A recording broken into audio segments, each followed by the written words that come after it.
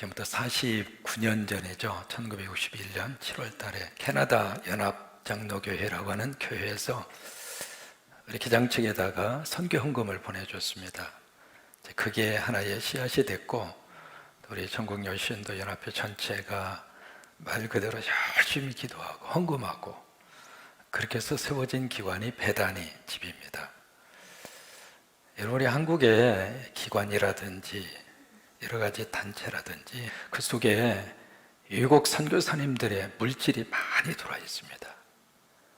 그분들이 정말로 땀 흘려서 헌금해서 그렇게 해서 우리에게 보내줘가지고 그게 하나의 씨앗이 됐고, 사실 그 은혜를 우리는 잊어버리면 안 됩니다. 우리가 열심히 노력해서 세운 것도 물론 많이 있습니다만은 그렇게 되어질 수 있도록 그렇게 씨앗머니가 돼줬고, 여러분 캐나다 연합장로교회 그분들 얼굴 기억하세요? 전혀 모르잖아요. 근데 그분들이 그렇게 우리 전국여신연합회의 선한 뜻을 같이 공감하고 기도해주고 헌금해주고, 그게 이제 하나의 씨앗이 됐고, 우리 전국여신연합회가 말 그대로 헌신을 해서 배단의 집을 세우게 됐는데 벌써 역사 50년 가까이 됐죠. 거기에는 이제 우리 교역자들의 은퇴 생활 터전입니다. 누구든지 다 들어갈 수 있는 것은 아니고요, 조건이 있습니다. 여자 교역자로서는 15년 동안 우리 교단에서 사역을 하신 분이 자격이 있고요, 또 하나는 사모님 가운데 25년 이상 현장에서 목회를 하신 사모님, 그 중에서도 부양할 수 있는 가족이 없는 그런 홀로 되신 사모님, 그분들만이 이 배단의 집에 들어갈 수 있는 자격을 얻게 되는데, 말 그대로 노년에 외롭잖아요. 누가 찾아오는 사람도 없고 돌봐주는 사람도 없고 평생을 주님을 위해서 헌신하셨던 그분들이 같이 그냥 모여서 오손도손 의지하고 같이 그냥 격려하고 같이 그냥 노년을 그렇게 보내는 삶의 터전입니다. 우리가 1년에 한 번 이렇게 배단위 헌신 예배를 통해서 우리가 헌금하잖아요. 이 헌금은 전액 우리 그 배단의 집을 위해서 가게 됩니다. 오늘 이 시간에 여러분들이 정성으로 감동으로 헌금하셔서 그분들을 좀 이렇게 도와주시기를 바라고, 지금 코로나 때문에 우리도 힘들지만은 그 은퇴 교역자들도 얼마나 외롭고 힘들까 그 생각을 하시면서 함께 이렇게 참여해 줄 수 있게 되기를 바랍니다. 서로 한번 축복하시죠. 오늘도 은혜 받고 행복하세요.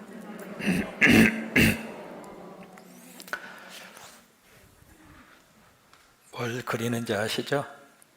하도 많이 그려서 뭐 이제 꿈에서도 여러분들이 지도가 나올 것 같아요. 이스라엘 백성들이 여기서 가데스 바네아 이 지역에서 정탐을 보냈다가 어쨌든 사건이 있어서 광야를 빙글빙글 맴돕니다. 그렇게 해서 이제 이쪽 지역을 통해서 이쪽에 있었던 나라가 에돔이라고 하는 나라였고, 그 위에가 바로 모압이라고 하는 나라였고, 그 위에가 아모리 족속이 땅을 차지하고 있었고요. 그래서 이제 쭉 올라가면 여기에 바산옥이라고 하는 왕이 통치하던 그런 나라입니다. 이쪽에 있었던 곳이 바로 미디안이라고 하는 땅이었고요. 바로 이쪽 지역을 참 하나님의 은혜로 차근차근 전부 다 점령합니다. 여러분, 하나님이 함께하면 불가능한 것도 가능합니다.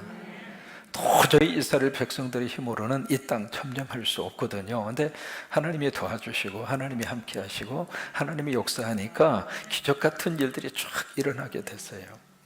그래서 이쪽에 이제 모압 평지라고 하는 평지에 딱 이제 진을 치고, 이제 이 요단강만 건너면 여기가 어디예요? 어려운 질문은 아니죠. 가나안 땅입니다. 그러면 질문합니다. 왜 애굽에서 이스라엘 백성들이 나왔을까? 어디 가려고? 가나안 가려고. 그러면 왜 40년 동안 이 광야의 삶에 지긋지긋한 광야의 삶을 그들이 그렇게 견디면서 참으면서 여기까지 그들이 한 걸음씩 달려왔을까? 어디 가려고? 가나안 가려고.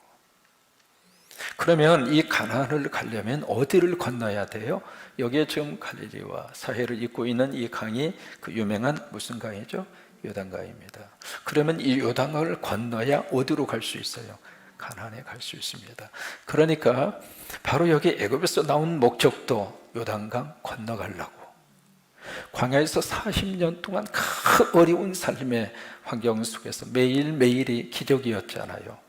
아침에 눈 뜨고 가서 아멘하고 가보니까 만나를 주셨고, 낮에 그 뜨거운 태양볕 속에서도 구름 기둥으로 지켜주셔서 이 상해를 입지 않았고, 밤에 그 추운 그 기온의 급강하 속에서도 감기에 걸리지 않고 그렇게 생존을 하면서 그렇게 버텼던 이유가 요단강 건너가려고.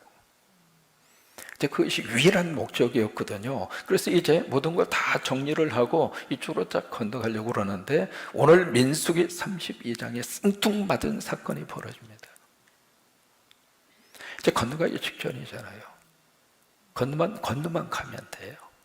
근데 여기에 두 지파가 나옵니다. 루벤 지파하고 또 하나가 무슨 지파죠? 갓 지파입니다. 그 두 지파가 갑자기 지금 모세에게 생뚱맞은 제안을 하고 있습니다. 그 제안이 바로 뭐냐면 요단을 건너지 않게 하소서. 이게 지금 무슨 소리냐 이 말이에요.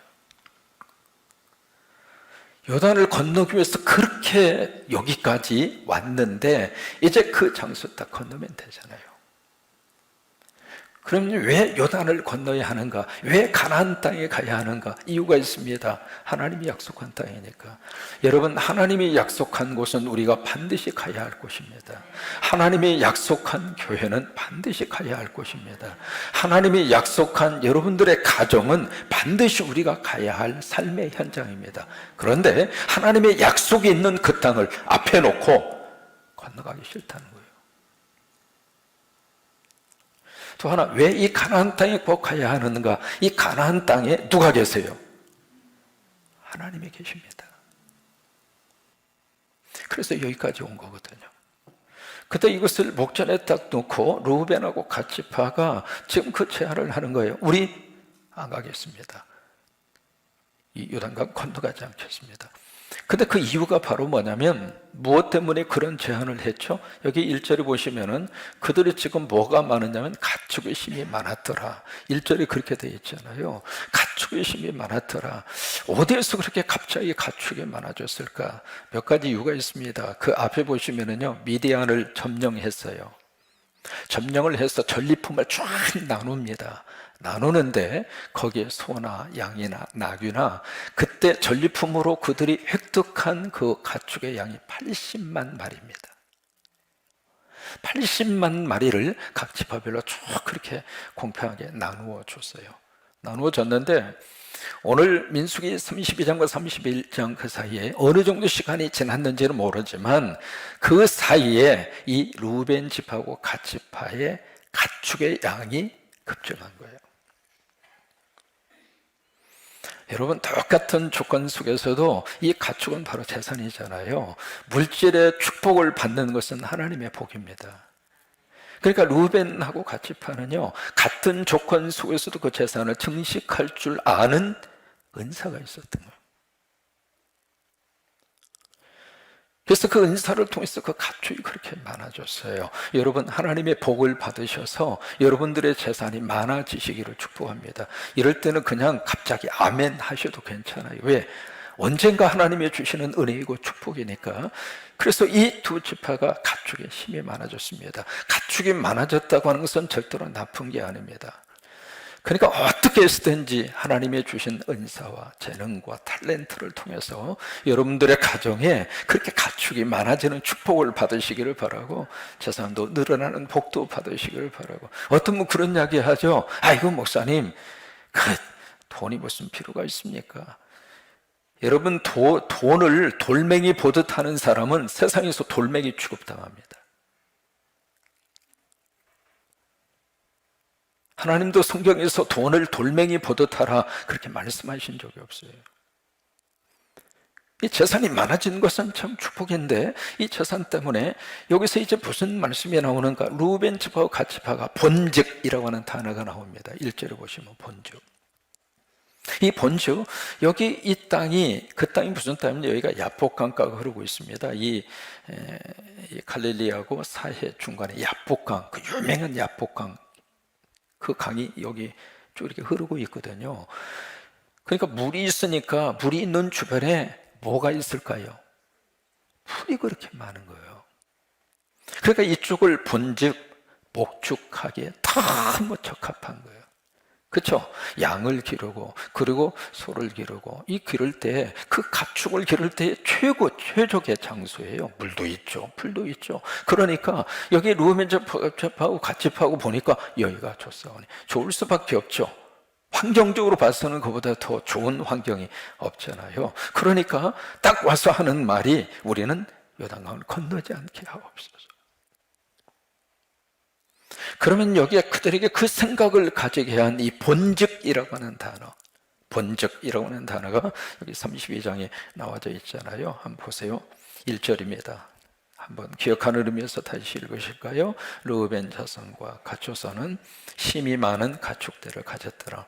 그들이 야셀 땅과 길르앗 땅을 본즉. 그러면 이들이 뭘 봤을까? 유보적인 환경을 본 거예요. 외부적인 환경으로 봐서는 최고 좋아요. 그런데 보실까요? 우리가 지금 눈으로 보고 있는 것이 정말로 절대적으로 맞는 것인가? 가끔 그런 이야기 하잖아요. 내 눈으로 봤다는 거예요. 자, 보실까요? 우리 눈으로 얼마나 볼 수 있습니까? 작은 것 눈에 보입니까? 바이러스 보입니까? 안 보입니까? 안 보이는데 뭐하러 마스크하고 계십니까? 보이지도 않는데. 그러면 이 세상에 거대한 것은 보입니까? 본다고 하는 것은 지극히 제한적인 겁니다. 그 제한적인 그 본다고 하는 것을 가지고 절대화시키는 거예요. 내가 봤다는 거예요. 뭘 봤어요? 그랬더니 이거 봤다는 거예요. 그러면서 그 봤다고 하는 것을 완전히 꽉 붙잡고 그러고 나서 자기가 본 것이 완전히 자기의 주장의 근거인데 그 주장의 근거로 삼고 있는 봤다고 하는 것이 과연 100% 사실이냐 이 말이에요. 봤다고 하는 것처럼 불안한 요소가 없습니다. 여기 르우멘 지파와 갓 지파가 봤잖아요. 딱 보는 순간 자기가 생각했을 때 얘가 최고로 좋은 장소예요. 왜? 가축대 때문에.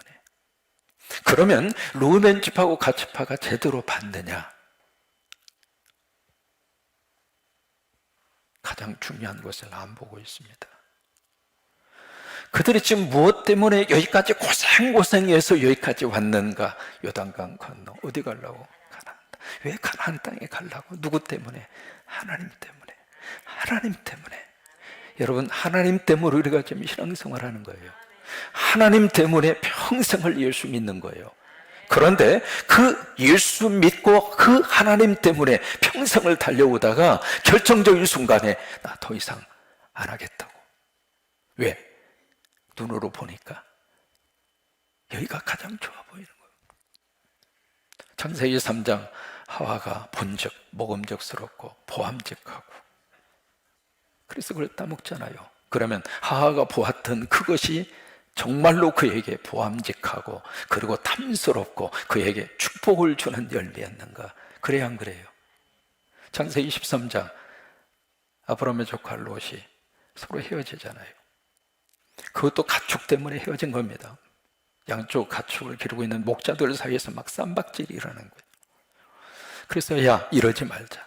다 같이 하나님 믿는 사람인데 너하고 나하고 싸우면 주변에 있는 사람들이 보고 뭐라고 그러느냐. 여러분, 꼭 우리는 기억해야 합니다. 우리 교인들만 있는 게 아닙니다. 주변에 예수 안 믿는 사람들 우리 교회를 보고 있습니다. 그거 영적 의식을 가지고 살아야 돼요. 그래서 아브라함하고 조카 롯하고 야, 헤어지자. 네가 먼저 선택해. 그러니까 롯이 가서 선택하잖아요. 그래서 그때 그 단어가 나옵니다. 딱 본 적. 소알까지 물이 쫙 흐르고 있는데 이게 소돔과 고모라 땅이잖아요. 그러고 있었는데 그 땅이 어떻게 보이는가? 두 가지로 보였다고 그랬어요. 창세기 23장 10절 말씀. 저처럼 뭘로 보이는가? 에덴 동산처럼 보였어요. 두 번째, 애굽처럼 보였다고 그랬어요. 그러면 그 조카 롯이 본즉 제대로 보았는가? 거기는 하나님의 유황불로 멸망받을 장소였어요. 그건 못 본 겁니다.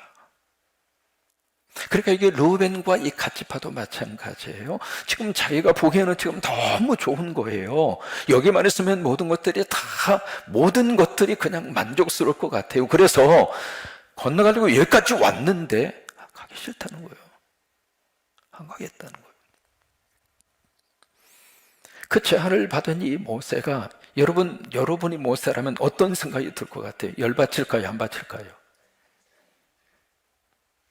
이거 보통 일이 아니잖아요.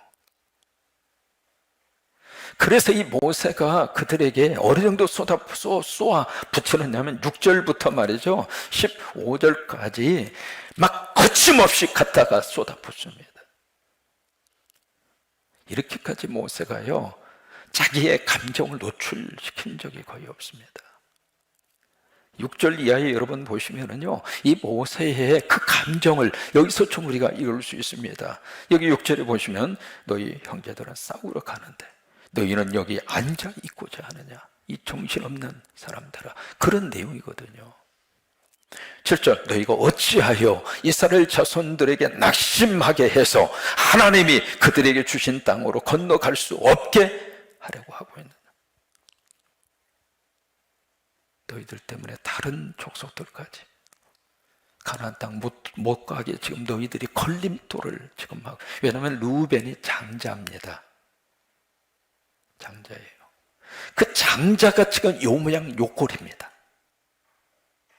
다른 사람들은 어떻게 해서든지 그 약속의 땅에 들어가려고 최선을 다하고 그러고 있는데, 이 장자라고 하는 사람이 앞장서서 나 더 안 가겠다, 나 더 이상 안 가겠다, 나 여기 그냥 있겠다. 그러면서 40년전에 있었던 가데스 바네아, 그 사건을 딱 들추고 있습니다. 그 유명한 사건이죠. 바로 여기서 있었던 사건이잖아요. 정탐꾼을 보내서 40일 동안 정탐하고 와서 보고를 할 때 10명이 어떤 보고를 해요? 가서 보니까 좋긴 좋지만 그 땅 우리가 점령할 수 없습니다. 그런데 그 보고를 받은 이스라엘 백성들이 전부 다 땅을 치고 통곡하고 하나님도 화가 나고 그 일 때문에 40년을 여기서 뱅글뱅글 돈 겁니다. 그 사건을 여기서 그들에게 다시 기억하게 하면서 너희의 이 행동이 마치 가데스 바네아에서 있었던 그 사건처럼 우리가 더 이상 가나안 땅에 들어가지 못하도록 하게 하는 그 일을 너희들이 지금 해하고 있다 이 말이에요. 그래서 15절까지 모세가요 막 퍼붓습니다. 그 말을 듣고 나서 이 르우벤 족과 갓지파가 조용히 와서 모세에게 제안을 합니다. 두 가지 제안을 해요. 그렇다면 우리가 여기 아이들하고 가축은 여기다 놓고 맨 앞장서서 무장을 해서 우리가 적극적으로 가서 가나안 땅 점령하는 그 일에 우리가 앞장서겠습니다. 그 다음에 두 번째, 이 요단강을 중심으로 이쪽을 동편, 이쪽을 서편이라고 그래요. 이 요단강 서편 또는 이편, 저편 그렇게 표현을 해요.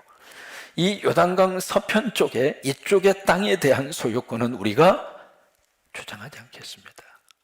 그 두 가지 약속을 해요. 근데 그 약속을 딱 받은 다음에 그 다음에 모세가 뭐라고 이야기하는가, 여기서 참 우리들이 성경을 읽으면서 이 성경의 구절과 구절 사이에 어떤 그런 내용들을 좀 읽을 필요가 있습니다. 16절에서 29절까지가 그 내용이에요. 와서 이제 타협안을 제시하는 거예요. 딱 제시를 하니까 20절에 같이 한번 읽을까요? 모세가 그들에게 이르되 너희가 만일 이 일을 행하여 무장하고 여호와 앞에서 가서 싸우되, 여기 이제 19절하고 20절 사이에 19절에 그들과 함께 요단 저쪽에서는 기업을 받지 아니하겠나이다. 그러니까 20절에 모세가 그들에게 이르되, 그러면서 이제 그 약속을 받잖아요. 자, 한 가지 중요한 포인트가 있습니다. 19절과 20절 사이에 뭔가 가장 핵심적인 것이 빠져 있습니다. 뭐가 빠져 있을까? 지금까지 모세는 이렇게 한 적이 없습니다. 어떤 큰 일을 당할 때마다 모세는 반드시 했던 그의 신앙적인 태도가 있었습니다. 근데 19절에서 20절 그 사이에는 그게 없습니다. 뭐가 지금 빠져 있을까요? 하나님 앞에 엎드리는 거가 빠졌습니다. 그러니까 19절에서 20절 사이에 하나님 앞에 엎드리는 그 모세의 영적인 그의 신앙의 태도가 없는 거예요. 그리고 자기 생각대로 말하고 있습니다. 지금까지 모세는 힘든 일이 있을 때마다 하나님 앞에 엎드렸습니다. 하나님 어떻게 할까요? 하나님 어떻게 할까요? 그때마다 하나님이 도와주셨습니다. 그리고 하나님이 그를 인도해 주셨습니다. 그래서 여기까지 온 거예요. 그런데 그 모세가 결정적인 순간에 하나님 앞에 기도하지 않았습니다. 엎드리지 않았습니다. 오늘 우리가 범하기 쉬운 가장 쉬운 영적 자세입니다. 급하면 기도 잊어버립니다. 기도 잊어버리니까 뭐가 나오는가? 감정이 먼저 나옵니다. 감정이 먼저 나오면 그것을 우리가 폭발한 다음에는 어떻게 하는가? 여러분, 그 모든 것을 하나님이 모르시겠습니까?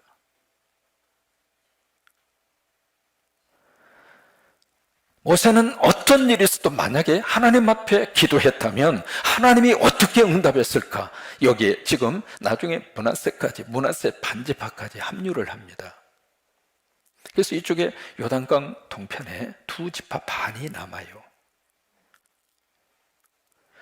그것이 하나님의 뜻이었는가?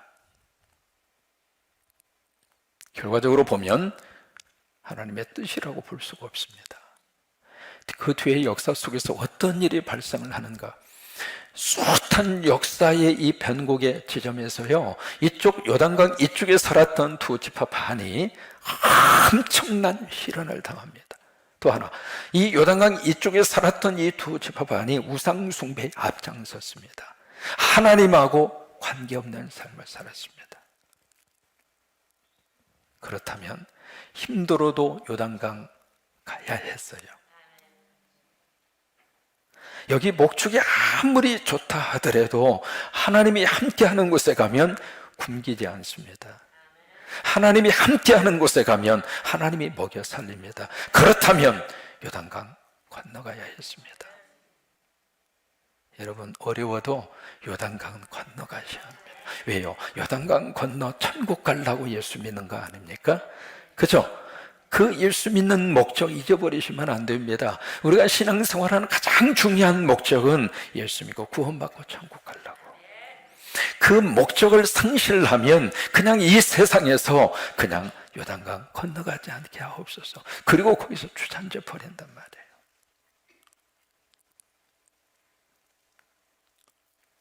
오늘 이 사건은 우리에게 많은 것을 생각하게 하는 그런 사건입니다. 따라서 한번 해보실까요? 요단강은 건너가리라. 그래요. 이런 비행기를 타셨어요. 비행기에 타다 보면 별 사람 다 있습니다. 비행기에서 느끼는 감정이 참 묘한 감정들이 있습니다. 이게 앞으로 문이 이제 두 개가 있는데요. 중간 문으로 타면 뭐 그런 것을 안 봅니다만은 앞문으로 타면 꼭 1등석을 거쳐서 가요. 1등석 자리는 얼마나 넓은지. 근데 1등석 자리가 좀 비어있는 데가 있습니다. 그래서 여기 좀 앉았으면 어떨까 싶은 생각이 들 정도로 그냥 완전히 침대입니다. 1등석. 그 코스를 왜 그 코스를 꼭 거쳐서 가도록 어쨌든 딱 가서 보면 이제 그 다음에 이코노믹석이라고 그래가지고 좁은 의자에 앉아서 그렇게 가게 되는데 그 의자에 적당한 분이 옆자리에 앉아 계시면 서로가 호흡도 하고 그리고 서로 조심하고 그렇게 갈 수 있는데 약간의 조금 면적이 좀 크신 분들이 앉으시는 경우들이 있거든요. 그러면 그 옆에 있는 빚어나온 이 면적이 내 면적을 차지하는 거예요. 한 번은 인도 사람이 옆에 이렇게 타셨는데 인도 분은 머리에 터번을 쓰잖아요. 쓰시는데 묘하게 모르겠습니다. 우리에게도 김치 냄새가 납니다만 저는 이제 냄새를 잘 못 맡습니다. 저는 신체 장애우입니다. 냄새를 잘 못 맡아요. 그래서 애지간한 냄새는 아예 통과합니다. 부엌에서 뭐가 타든지 말든지 난 아무 상관이 없습니다. 뭐 냄새를 맡는 게 없으니까. 그런 저인데도 불구하고 인도분이 딱 옆에 타셨는데 와, 그 냄새는 내가 맡았습니다. 어느 정도 여러분 상상이 가십니까? 근데 그분 면적이 내 영역을 침범하시는 거예요. 침범을 하시는데 애지간히 침범해야지. 그런 상황 속에 만약에 딱 앉았다가 치면, 그러면 딱 탔는데, 나 여기서 도저히 못 가요. 나 여기서 도저히 더 이상 못 가겠다고. 그리고 딱 가서, 거기 이제 스튜디오에서 가서 나 내린다고. 나 좀 세워서 좀 내려달라고. 그렇게 해서, 날아가는 비행기 안에서 문 열고 밖으로 뛰어나오면 어디로 갑니까? 힘들어도, 기분 나빠도, 감정이 상해도, 냄새 못 맡는 이 코로 냄새를 맡을 정도의 향기가 진동을 해도 그 자리에 있어야 되는 거예요. 요단강은 건너가야 되는 거예요. 왜요? 그것 때문에 신앙생활하는 거니까. 그걸 놓치면 안 됩니다. 그 은혜가 여러분 가운데 충만하시기를 주의 이름으로 축원합니다.